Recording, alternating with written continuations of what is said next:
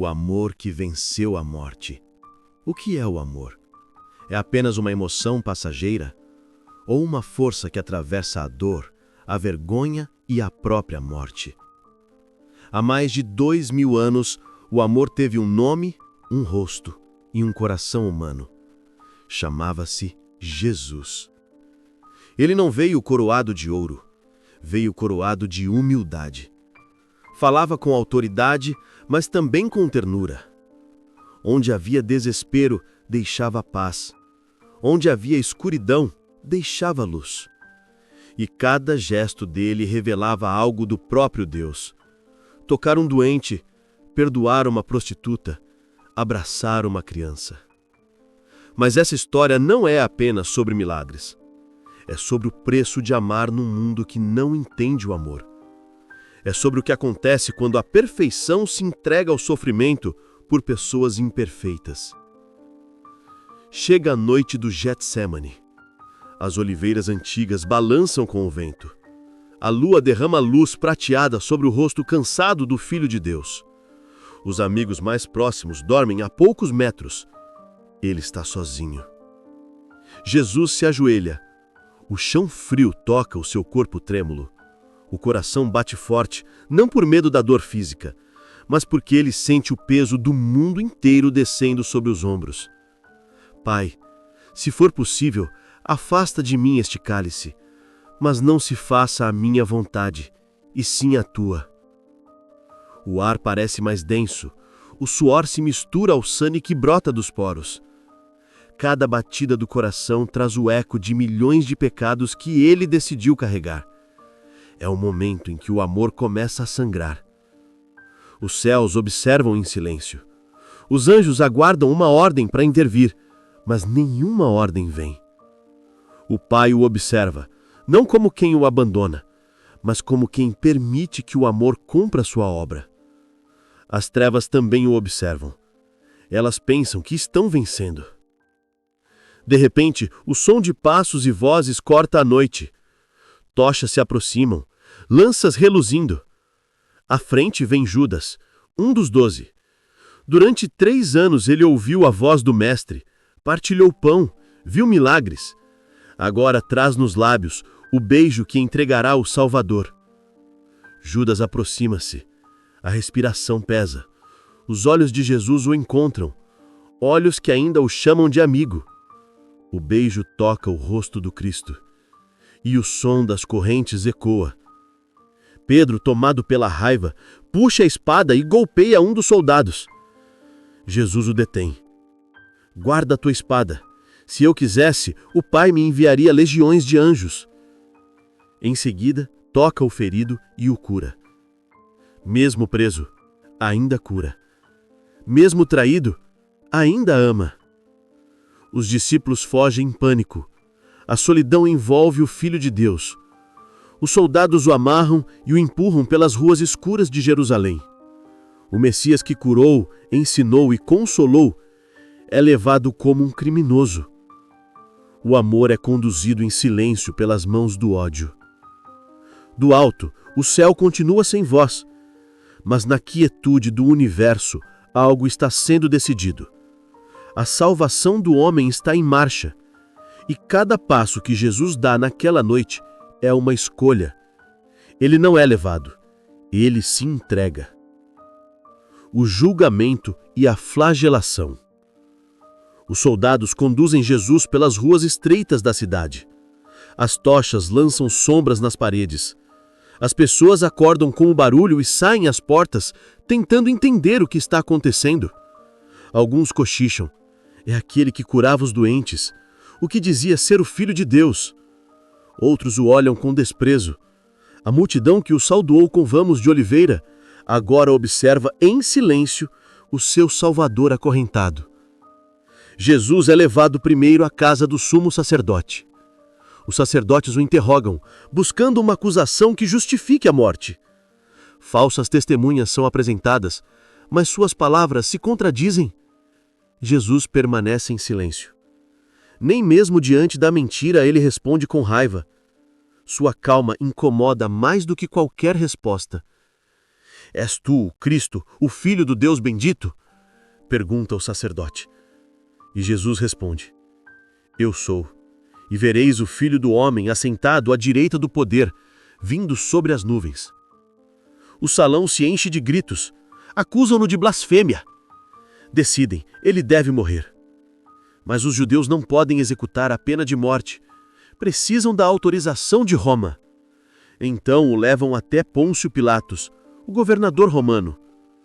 Pilatos o observa. Um olhar frio, acostumado à culpa e à mentira, se depara com um inocente. És tu o rei dos judeus? Pergunta ele. E Jesus responde: Tu dizes. Pilatos hesita. Não vê crime algum. Mas o povo, incitado pelos sacerdotes, começa a gritar: Crucifica-o! Crucifica-o! Pilatos tenta libertá-lo. Lembra da tradição de soltar um prisioneiro na Páscoa. Coloca diante do povo 2 homens: Jesus, o inocente, e Barrabás, o assassino. Quem quereis que eu solte? A multidão, manipulada, grita: Barrabás! E Pilatos pergunta: E o que farei de Jesus, chamado Cristo?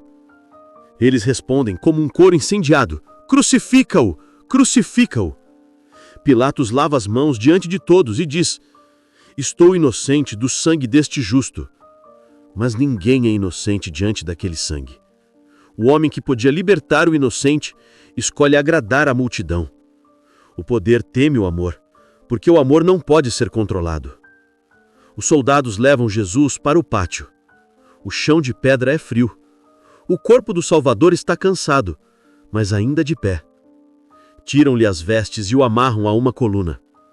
O flagelo romano é uma arma feita para destruir. Cordas com pontas de osso e metal. Cada golpe corta, rasga, penetra. O ar se enche de dor e silêncio. A cada golpe a pele se rompe. O sangue escorre pelas costas, pelos braços, pelas pernas. E assim mesmo, ele não grita. Não amaldiçoa. Não pede para parar. Cada ferida é uma palavra silenciosa de amor. Cada gota de sangue é uma declaração de perdão. Os soldados se cansam de bater. O corpo dele está em pedaços, mas o olhar continua firme. Um deles, zombando, trançam espinhos longos e fazem-o coroa. Empurram-a sobre a cabeça de Jesus. O sangue escorre pela testa, misturado ao suor e à poeira. Vestem-no com um manto púrpura e colocam uma cana na mão, zombando. Salve, rei dos judeus! Cospem nele, ajoelham-se em deboche e riem. E ele, o rei verdadeiro, suporta tudo em silêncio. A coroa de espinhos é o trono da humilhação, e o trono da humilhação se tornará o símbolo da glória. Pilatos o apresenta ao povo. Eis o homem! Mas o povo grita novamente: Crucifica-o! A multidão está fora de controle, tomada por ódio.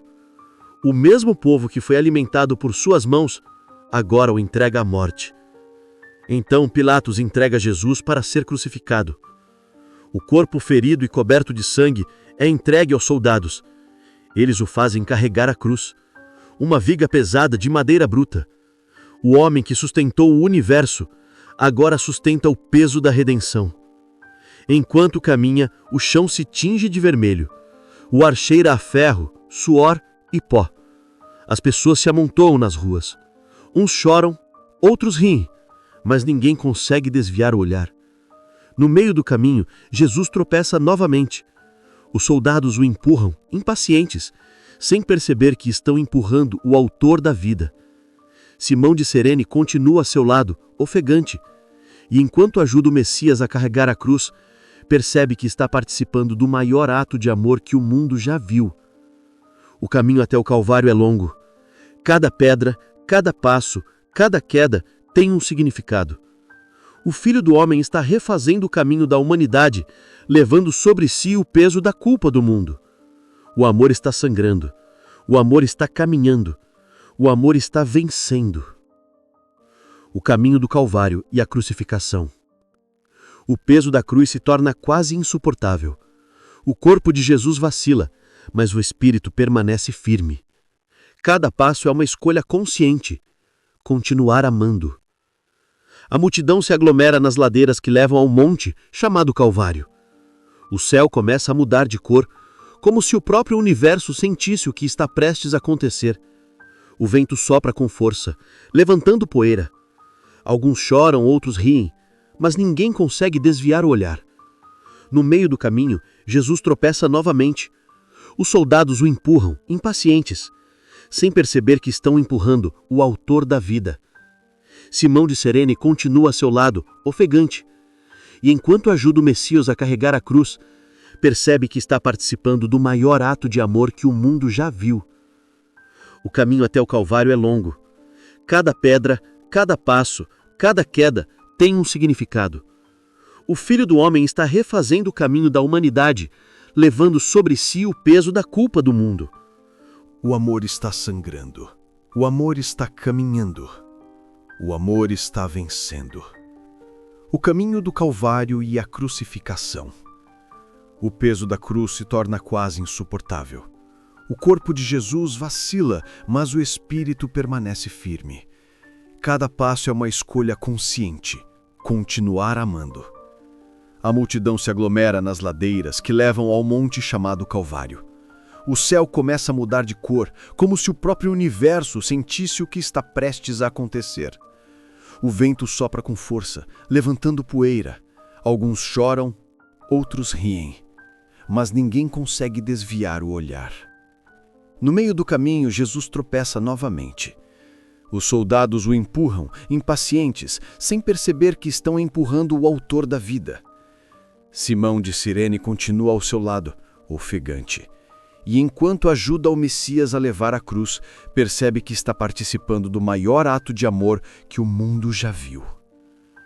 Finalmente, chegam ao topo do monte. Ali, o chão é seco, as pedras são ásperas, o ar é pesado. É o lugar onde Roma executa seus condenados. Mas naquele dia, é o próprio céu que se oferece em sacrifício. Jesus olha para o horizonte, vê a cidade que o rejeitou, vê o templo onde o povo ora por libertação sem perceber que a libertação já está diante deles. E mesmo assim, ele ama. Os soldados o preparam para a crucificação. As mãos que curaram cegos e levantaram mortos são estendidas sobre a madeira. O corpo é fixado à cruz. O som metálico das ferramentas se mistura ao murmúrio da multidão. Mas o que ecoa de verdade é o silêncio do Cordeiro. A cruz é erguida, e o mundo inteiro muda para sempre. O sol se esconde atrás das nuvens, e uma escuridão estranha cobre a terra. Não é apenas noite, é a criação chorando pelo Criador. Os sacerdotes observam de longe, satisfeitos. Os soldados jogam sortes por suas roupas, mas há também quem olhe com dor. Maria, sua mãe, e João, o discípulo amado. Eles permanecem aos pés da cruz, sem entender como o amor pode parecer tão derrotado. Jesus levanta os olhos ao céu. Sua voz sai fraca, mas clara. Pai, perdoa-lhes porque não sabem o que fazem. O perdão nasce ali, no meio da dor. Enquanto o ódio o fere, ele responde com graça. Ao lado, 2 homens também estão condenados. Um zomba. Se és o Cristo, salva-te a ti mesmo e a nós. O outro o defende. Nós merecemos, mas este nada fez. E volta-se para Jesus. Lembra-te de mim quando entrares no teu reino. O Salvador o encara com ternura e responde: Hoje estarás comigo no paraíso. Até na cruz, o amor continua salvando. As horas passam, a dor cresce, o corpo enfraquece. Mas algo invisível está acontecendo. O pecado do mundo inteiro está sendo levado sobre os ombros de um só homem. Ele carrega o peso da culpa, da vergonha, do desespero humano. Cada suspiro é um ato de redenção. Então, olhando para o céu, Jesus diz: Está consumado. Essas palavras não são de derrota, mas de vitória. A dívida foi paga, o caminho está aberto, A separação acabou. O véu do templo, grosso, pesado, impossível de rasgar por mãos humanas, se parte de alto a baixo. O que antes separava o homem de Deus é removido. A graça se espalha como luz atravessando a escuridão. A terra treme. Alguns caem de joelhos. O centurião romano, acostumado à morte, sussurra: verdadeiramente este homem era o Filho de Deus. O céu fica em silêncio. O corpo do Salvador ende sobre a cruz. Mas em meio à morte, nasce a vida. O amor cumpriu o seu propósito. A ressurreição e o triunfo. O sábado termina. A cidade ainda dorme sob o peso da morte. Os discípulos estão escondidos, temendo o que virá. O silêncio é denso, como se o mundo tivesse esquecido como respirar. Mas enquanto os homens choram, o céu se prepara. O amor não pode ser sepultado para sempre. A pedra que selou o túmulo não é obstáculo para o Criador da vida. No primeiro dia da semana, ainda escuro, Maria Madalena vai ao túmulo. Leva perfume e lágrimas. A pedra foi rolada. O túmulo está vazio. O medo toma conta por um instante. Ela corre, chama Pedro e João. Eles correm também, o coração disparado, a esperança tentando renascer. Chegam, olham e veem só o lençol, dobrado com cuidado. Não há corpo. Há silêncio. Mas é um silêncio que fala. Ele vive. Maria fica à porta chorando. Uma voz suave pergunta: mulher, por que choras? A quem procuras? Ela responde: levaram meu Senhor. E a voz diz o seu nome: Maria. O coração dela reconhece o tom. Ela se volta e vê. Jesus está diante dela. O impossível aconteceu. O amor venceu. Ele aparece também aos discípulos. Mostra as marcas nas mãos e nos pés. Fala com paz e ternura. O medo deles se transforma em coragem, a tristeza em alegria. E durante 40 dias, Jesus se manifesta. Anda, come, conversa, ensina. Não é um fantasma, é a vida de volta em carne glorificada. O impossível se tornou real. E antes de voltar ao Pai, ele diz: estarei convosco todos os dias até o fim dos tempos. Essas palavras ecoam até hoje, atravessando séculos, alcançando corações. O amor que morreu está vivo. A cruz que parecia derrota tornou-se o símbolo de vitória. O sangue que parecia fim tornou-se fonte eterna de perdão. E a morte, que parecia inquebrantável, foi vencida para sempre. Os discípulos, que antes fugiram, agora pregam nas ruas. Pedro, o que o negou, levanta-se com coragem. Paulo, o perseguidor, se transforma em mensageiro. Homens comuns se tornam testemunhas extraordinárias, porque viram o impossível. Viram o amor levantar-se do túmulo. E esse amor não ficou preso no passado. Ele continua vivo em cada coração que crê. Ele ainda transforma ódio em perdão, desespero em esperança, morte em vida. Ele ainda chama pelo nome. Hoje, 2000 anos depois, esse mesmo Jesus continua falando: eu te amo. Não o amor dos filmes ou das promessas humanas, mas o amor que atravessa o inferno e volta com as chaves da eternidade. O túmulo está vazio, a cruz está de pé, o céu está aberto e a história ainda não acabou. Porque um dia ele voltará, não mais em humildade, mas em glória, não mais para ser ferido, mas para reinar, e todo joelho se dobrará, e toda língua confessará que Jesus Cristo é o Senhor. Agora, se esse amor tocou o seu coração, escreva nos comentários: o amor venceu por mim. Deixe também a sua oração, seu agradecimento ou o nome de alguém que você deseja que conheça esse amor. Cada palavra é uma semente, cada comentário é uma prece. Compartilhe essa história. Leve a quem está perdido, cansado, quebrado, porque o amor que venceu a morte ainda está vivo e hoje quer viver em você.